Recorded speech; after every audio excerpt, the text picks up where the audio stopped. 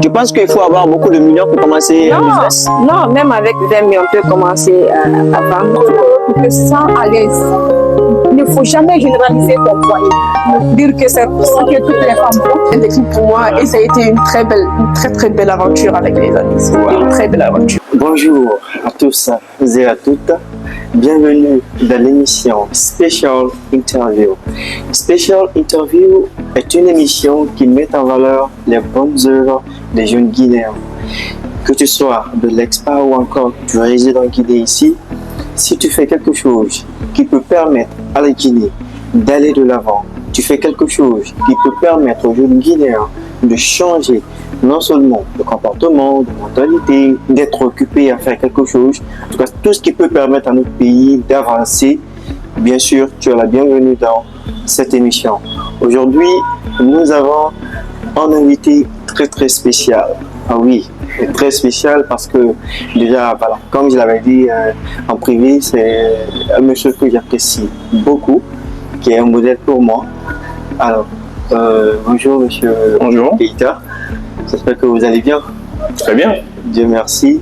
Alors, merci beaucoup de nous avoir donné l'opportunité de découvrir encore d'autres facettes de vous, parce que déjà, les jeunes, tout comme moi d'ailleurs, on a l'habitude de vous suivre à l'aide de nos smartphones, la télévision, ainsi de suite. Maintenant, nous voulons savoir, tout comme notre thème l'indique déjà, comment devenir un entrepreneur à succès. Déjà, j'ai suivi dernièrement, par exemple, votre interview lors du concert éducatif de Code 4 qui avait publié ça, où vous avez parlé que vous avez même été vendeur et tout. On va revenir sur tout ça, mais d'abord, nous voulons que vous fassiez juste une petite présentation de vous pour que ceux qui ne vous connaissent pas, ça veut dire que qui sont dans l'ombre puissent ouvrir les yeux sur vous. D'accord. Alors, bonjour, je m'appelle Muntaga Keïta, je suis entrepreneur. J'ai une usine ici en Guinée qui fabrique des technologies de pointe dont nous avons besoin dans ce monde, par ici, c'est-à-dire en Guinée, en Afrique particulièrement. Et comme il a demandé tout à l'heure, c'est quoi être un entrepreneur à succès? Pour répondre à cette question, parce que c'est une question un peu complexe, je commencerai par définir déjà, c'est quoi un entrepreneur?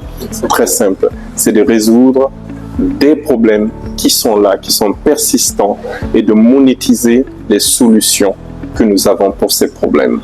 C'est tout. Maintenant, à succès, là c'est un sujet à débat, parce que la plupart d'entre nous, entrepreneurs, mesurent le succès par le taux de profit, par le nombre de ventes qu'on a effectuées, ou le nombre de clients qu'on a. Mais pour moi, le succès est largement plus que cela. Cela ne représente pour moi qu'une part du succès.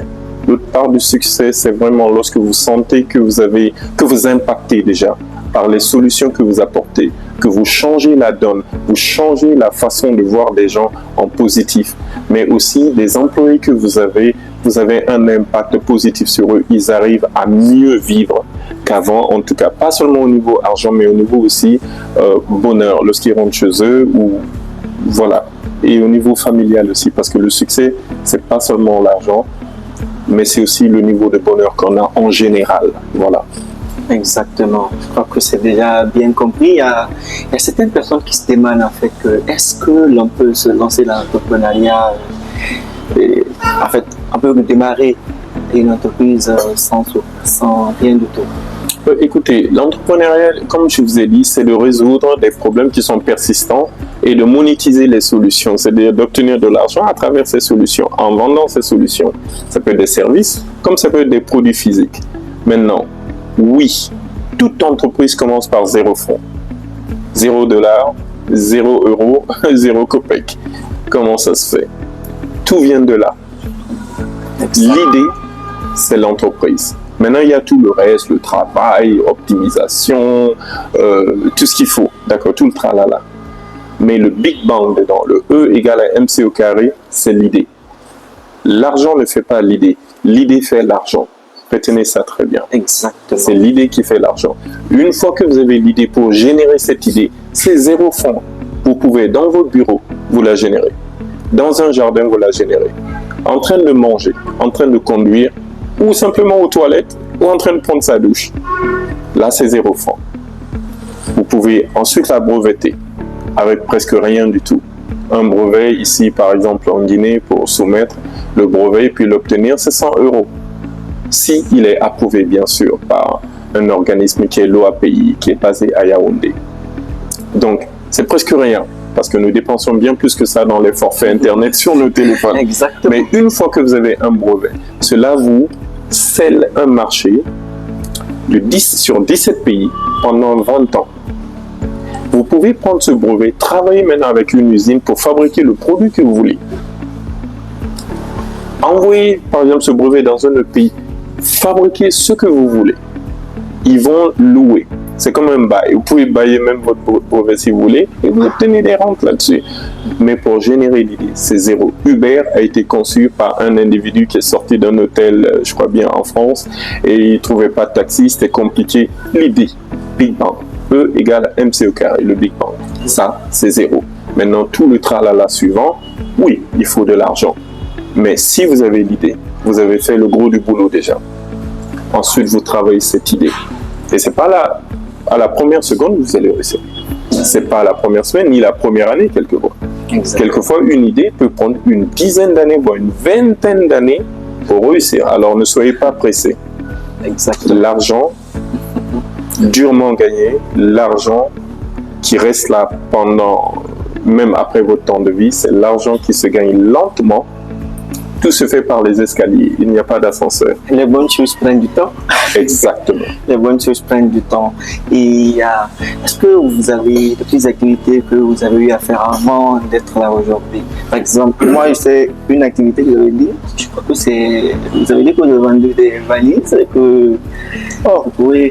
Déjà, la première activité a été celle à l'âge de 5 ans de prendre un petit brin de balai et puis foutre ça dans une prise. Eh bien, recherche et développement, la première fois de ma vie, j'ai découvert c'était quoi l'électricité. N'essayez pas ça à la maison. Ensuite, oui, bon. Ensuite, les études et autres. Pour moi, j'étais professionnel étudiant comme tout le monde. Hein. On étudie jusque dans la vingtaine et après mi-vingtaine, maintenant, on essaie de trouver du boulot. Mais mon premier boulot, déjà, n'était même pas ça. C'était de travailler pour un de mes amis. C'était en France, c'était scanner. C'était faire les inventaires, scanner les DVD, les CD. Et il y avait des millions de DVD. Pour me croire qu'à la fin de la journée chez moi, le petit bip du scanner résonnait encore dans ma tête. Il m'a fallu 3-4 jours pour dégager cette matière. Mais ensuite, mon vrai boulot, ça a été aux États-Unis lorsque je suis arrivé. Tout étudiant là-bas a son boulot d'étudiant. C'est pas comme dans les pays francophones où tu ne fais qu'étudier et tu travailles après. Non. Aux États-Unis, tu étudies, tu travailles le soir. Ou tu fais l'inverse. Tu travailles la journée, tu étudies le soir. Peu importe, mais tu vas travailler. Et mon premier boulot, c'était de vendre des aspirateurs dans un magasin de luxe, un très grand supermarché. Et ensuite, vendre des draps, vendre des couvertures, vendre des thés d'oreiller. Je peux vous catégoriser tous les thés d'oreiller qui existent, surtout les valises.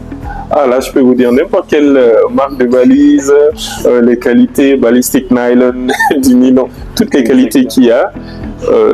J'ai aimé ce job parce que c'était mon premier job et j'arrivais à produire de l'argent qui n'était rien du tout. C'était vraiment des miettes tout juste pour avoir mon essence, pour avoir à peine un sandwich, pour pouvoir au moins naviguer sans appeler les parents en Guinée pour qu'ils m'assistent. Mais j'avais mon petit minimum. Je vivais en famille avec mes soeurs. Mais ce petit job-là, je l'adorais. Je le choyais vraiment parce qu'il m'a formé. Et j'ai appris mon anglais à peu près là-bas, à l'école. Mais vu que j'interagissais avec des centaines de clients par jour aussi, mon anglais s'est amélioré beaucoup plus rapidement. Au bout de 2 ans, des études de 4 ans, moi j'ai compressé ça en 2 ans. Pas de vacances ni rien. Même les week-ends, j'étudiais. J'ai fini en 2 ans. Je prends 20 CV, j'ai fait 3 km, j'ai distribué dans plus de 20 bureaux mes CV. Et là maintenant, une banque, la plus grosse banque des États-Unis, m'a embauché. Ah ouais. Et ils m'ont fait confiance. Et c'est ce qui est bien dans certains pays comme l'Amérique, où vous venez d'un pays comme la Guinée, 24 mois après, vous êtes venu avec une valise et maintenant vous retrouvez grand banquier dans l'une des plus grosses banques. Ça, c'est une opportunité que l'Amérique m'a donnée. Donc l'Amérique m'a construite en tant que de jeune homme, en homme, vraiment. Et j'ai aimé ces petits boulots parce que c'est ce petit boulot qui a donné la confiance aux recruteurs qui m'ont ensuite recruté pour ce grand boulot à la banque. Oui. Et maintenant, de banque en banque, vous construisez maintenant votre portefeuille de clients, la confiance, Exactement. et puis voilà. Exactement. Et votre réseau. Oui, oui, exactement. Ce que vous voulez aujourd'hui, en fait, ça ne peut arriver à quelqu'un qui abandonne tout de suite. C'est-à-dire, c'est une personne qui sait ce qu'il veut, comme vous l'avez dit tout dernièrement, en fait, qui a réussir sa vie, qui a réussir la vie, en fait. Et Vous avez bien expliqué cela. Exactement. Il y a réussir la vie et réussir sa vie. Oui, et la plupart sont dans réussir la vie, en fait. Voilà, voilà. C'est-à-dire, ils vivent pour les autres. Alors que Bob Marley lui-même dit que live the life, you love the life you live. Si on vit pour les autres, malheureusement, quand on va échouer, ce sont les mêmes personnes qui seront en train de dire, exactement. Alors, est-ce qu'il y a des erreurs que vous avez commises auparavant que vous conseillerez aux jeunes entrepreneurs aujourd'hui de ne pas le faire? Regardez, vous devez vous planter, vous devez accepter de faire des erreurs aussi. Vous devez digérer les erreurs, ça fait partie de la vie. Vous savez, tous les jours sont succédés par des nuits, les nuits sont succédées par les jours. Le battement cardiaque monte et il descend, il monte et il descend. Le plus existe, le moins existe. C'est le yin et le yang. Il y a le succès, il y a l'échec. Après l'échec, le succès. Après le succès, encore l'échec. Ne croyez pas parce que vous avez réussi à avoir 1, 2, 3 contrats que votre vie est assurée. Vous rêvez. Mais vous rêvez mal là. Parce que moi, je conseille aux gens de rêver grand. Mais attention. Après le succès, c'est l'échec. Après l'échec aussi, c'est le succès. Acceptez ces mouvements. Moi, tous les échecs que j'ai commis, je peux vous en citer par exemple un. J'ai voulu réussir la vie qu'on voulait que j'ai. Ma famille voulait que je sois avocat. J'ai été en école de droit, galéré 4 années et demie. J'ai détesté totalement. J'ai appris des notions, j'ai cru que ça ne me servirait jamais. J'ai foutu le camp de la France. Je suis parti aux États-Unis construire une autre vie. D'autres études et devenu banquier. Mais aujourd'hui, là, je crois que je suis en train de réussir ma vie. Pas la vie que les autres, ma vie. Pourquoi? Tous ces échecs, par exemple, en droit, aujourd'hui, me permettent même de faire mes contrats. Les contrats de mes employés. Je comprends plus rapidement maintenant lorsqu'on me donne un contrat, la lecture du contrat, les petits défauts qu'il y a dedans. Pourquoi? Parce que j'ai eu ce background, j'ai eu cette base-là, cette base juridique. La même chose, la banque. En fait, avant de rentrer à la banque, c'est quelque chose que je détestais. Je n'aimais pas du tout les finances. J'aimais le business, mais pas les finances. Côté finance, comptabilité, je n'aimais pas du tout. Je comprenais, mais je n'aimais pas parce que je trouvais, j'étais plus communiste dans la tête, marxiste, socialiste, donc je me disais c'est de l'arnaque envers les populations. Maintenant, moi, je cherchais simplement un boulot de vacances parce que j'ai atterri dans la banque. De Che Guevara, je suis devenu pire que Donald Trump. Voilà, je suis passé d'un camp à l'autre parce que le capitalisme, c'est doux, tant que c'est pas sauvage. Donc, je suis passé de l'autre côté aussi du capitalisme. Donc, vous voyez, les échecs mènent à la réussite après. Parce que lorsque vous échouez, vous apprenez de ces échecs, vous passez de petits moutons d'un agneau, vous passez maintenant à un renard ou bien un lion. Parce que vous avez appris. Tout évolue dans la vie. Donc, n'hésitez pas à échouer, s'il faut échouer. Mais n'hésitez pas à vous relever aussi de l'autre côté. Denzel Washington a dit « Fail and fail big ». Échoue et échoue grand. Parce que ça t'apprendra après à réussir encore plus grand. Okay? Si c'était facile, il l'a même dit. Si c'était aussi facile, tout le monde le ferait. Mais c'est parce que c'est difficile que vous le faites. Et parce que c'est difficile, c'est pour ça que les gens vont vous payer beaucoup plus d'argent encore pour faire cette chose. Exactement. Parce que si tout le monde sait la faire, personne ne mettrait de l'argent. Bien évidemment. Voilà. Bien évidemment. Alors, une dernière question. Il y a beaucoup de jeunes aujourd'hui qui sont assis, qui veulent commencer un business, mais ils se disent en fait, je n'ai pas tellement de millions, ou bien mon oncle ne me soutient pas, mon père me laisse aller, il ne veut pas m'aider. Ces jeunes qui sont là en train de procrastiner, en train d'attendre toujours l'approbation des voisins, l'approbation des amis pour démarrer leur business. Pour terminer rapidement, qu'est-ce que vous avez à dire à ces gens-là qui attendent toujours l'approbation des gens? Vous savez, c'est culturel. Je suis né, j'ai grandi dans un monde marxiste ici, communiste, où L'État donnait tout aux gens. Tu n'avais presque pas besoin de travailler. On donnait même des tickets de ration. Moi, je me rappelle, les tickets de ration existaient avant, parce que c'est à l'âge de 8 ans que ce régime-là a été, le premier régime a fini. Donc, je me rappelle vaguement que les adultes avaient des tickets de ration, il y avait des sacs de riz, il y avait des sacs de lait, il y avait des sacs... Tout venait. Donc, les gens n'ont pas appris à se défoncer. Ils attendent que là-haut, ça vienne. Donc, c'est culturel. En même temps, la culture francophone nous dit, écoute, l'État va t'aider, l'État va t'aider. Le plus grand job que tu peux avoir, c'est d'être fonctionnaire. Ça, c'est le système francophone. C'est pas bon. Ce qui est bon, en fait, c'est d'incorporer le capitalisme pour pouvoir se dégourdir. Vous prenez aujourd'hui un pays le plus communiste au monde, normalement c'est la Corée du Nord ou la Chine. Vous prenez la Chine, lorsqu'ils ont incorporé un peu de capitalisme, c'est là qu'ils se sont développés vraiment. Donc en fait, ce qu'il faut faire, c'est de quitter cet esprit francophone, cet esprit traditionnel, et d'aller dans un esprit un peu plus anglo-saxon, où si tu te lèves, tu vis. Si tu ne te lèves pas, tu meurs. Une fois que vous savez que vous n'avez pas le choix, vous excellez. Une fois que vous dites « Ah, mais j'ai le choix, tel doit m'aider, tel doit m'aider, l'État doit envoyer », vous ne réussirez jamais parce que vous attendrez à ce que quelqu'un le fasse à votre place. Mais si vous sentez que vous n'avez aucun choix, vous allez réussir. Prenez un exemple. Les gens qui ont fait des études en général se disent « J'ai fait des études, mon diplôme va suffire, les gens verront que j'ai été dans cette université, on va m'embaucher. » La plupart des chômeurs ici que nous voyons en Guinée sont des gens qui ont fait l'université, qui ont fait l'école. Prenez le commerçant. Il n'a certainement pas fait l'université. Donc il se dit, je n'ai aucun choix. Je dois lutter à mort pour réussir. Et aujourd'hui, c'est eux les premiers milliardaires, on peut dire en Afrique. C'est ceux qui sont dans le secteur informel, ceux qui n'ont même pas fait d'études. C'est par la suite, ils se sont formés maintenant un peu au moins à parler français, anglais ou autre.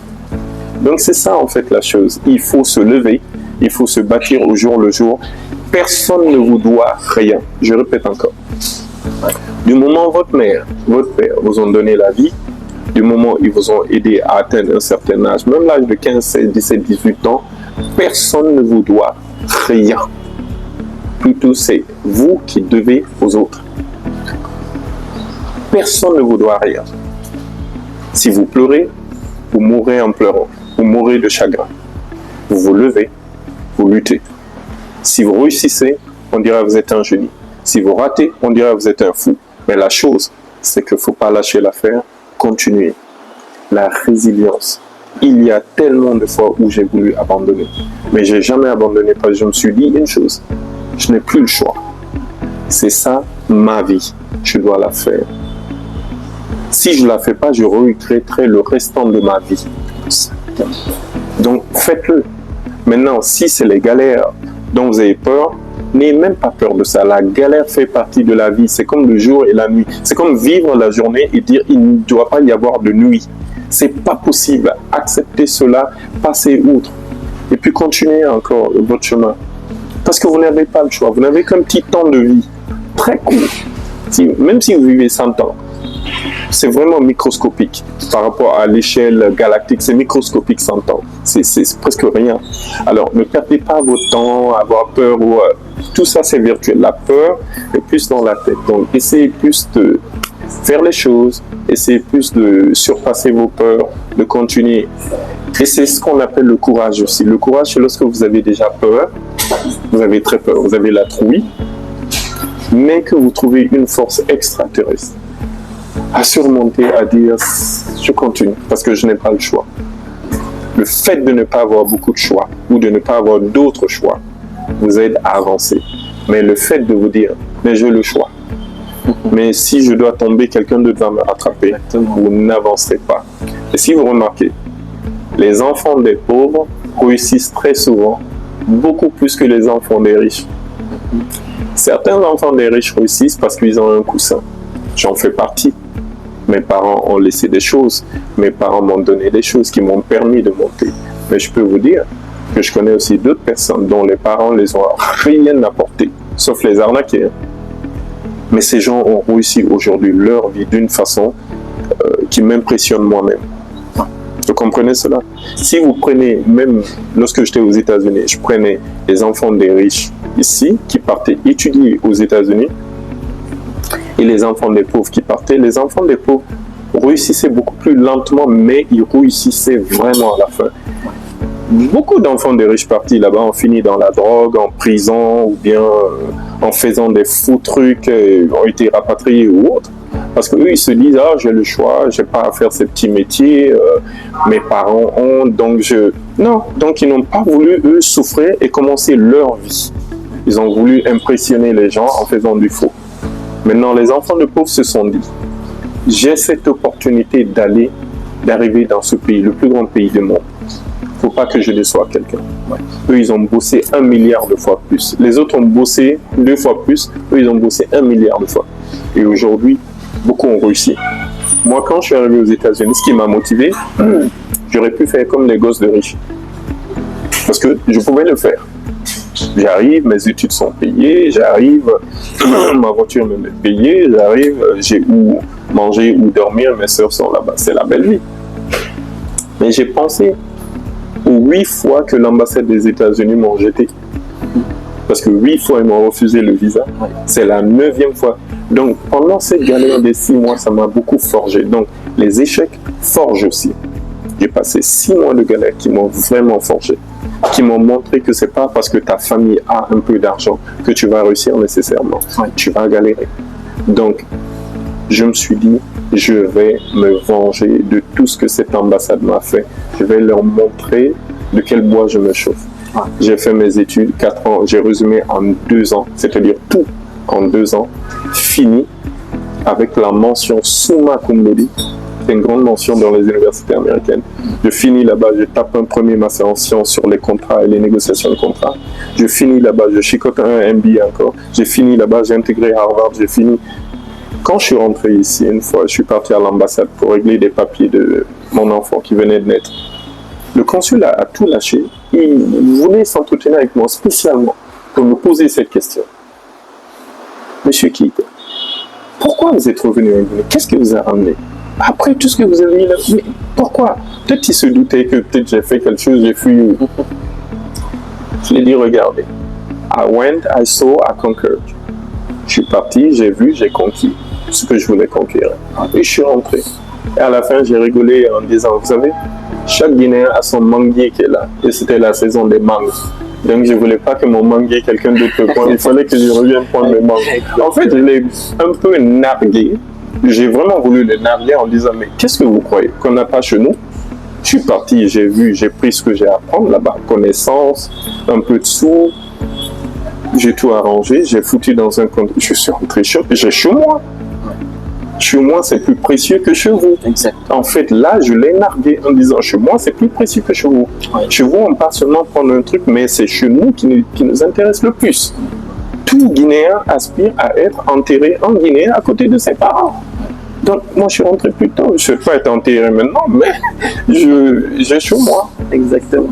Et vous pouvez demander aujourd'hui à la plupart des Guinéens qui sont à l'extérieur, si tu avais le choix, si ton pays, dans ta tête, tout allait bien dans ton pays, parce que quelquefois c'est dans la tête aussi. Oui. On se dit le pays va mal alors que le pays va bien. Quelquefois on dit le pays va bien alors que vraiment il va mal. C'est dans la tête, dans la prison. Oui. Si vous sentez que tout va bien chez vous, dans votre tête, que pour vous le pays va très bien, franchement, vous demandez à ces Guinéens à l'extérieur, veux-tu rentrer? Les premiers à rentrer, ce serait eux. Oui, sans doute. Les Guinéens qui sont là, par exemple, en Afrique, ou d'autres Africains, rêvent d'aller en Occident. Mais lorsqu'ils durent là-bas 10 ans, 5 à 10 ans, la plupart d'entre eux, leur plus grand rêve de vie, c'est de rentrer en Afrique et de réussir en Afrique. C'est ça, en fait. Donc, physiquement, on bouge, mais mentalement, notre esprit reste toujours ici. Exactement. Voilà. Vraiment là, je crois que déjà, personnellement, j'ai beaucoup appris. Je sais que déjà, eux aussi, ils ont appris. Merci vraiment d'avoir accepté cette invitation. Et alors, j'espère bien que vous allez apprendre de tout ce qui vient de se passer, de se dire également tout de suite. Moi, en tout cas, je le promets de mettre ça sur pied parce que je suis également entrepreneur aussi. J'ai un centre de formation en langue anglaise depuis 5 ans de cela. depuis 2019. Voilà, donc déjà, ce conseil-là, voilà, vont me servir beaucoup et j'espère que ça sera pour vous également. Alors, on va fermer les portes de cette émission. Nous allons nous retrouver, Inch'Allah, le samedi prochain à 15h également. Merci beaucoup et merci à vous. bye bye. Bye bye.